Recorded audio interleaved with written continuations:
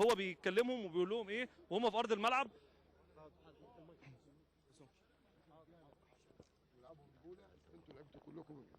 انتوا كلكم لعبتوا برجوله.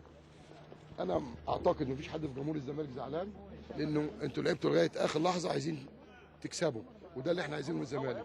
احنا عندنا الماتش اللي جاي باذن الله ان شاء الله هنلاعب اسوان، وبعدين هنلاعب الاتحاد مظبوط، وهنلاعب الاتحاد ان شاء الله باذن الله تكسبوا.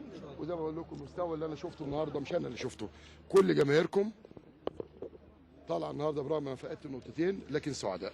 كنا قبل كده بنطلع كسبانين 3 بونت ومحدش فينا مبسوط.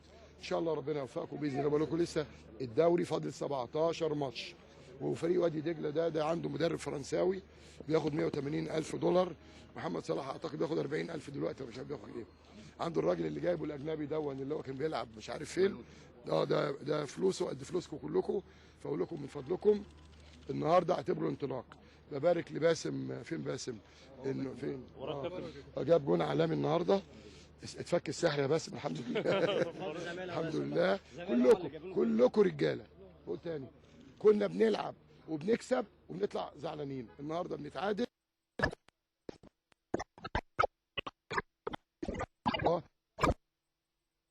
وزي ما قلت لكم انتوا رجاله، وانا عايز لكم في الملعب لاخر ثانيه انت عايز تجيب جون وعايز تعوض.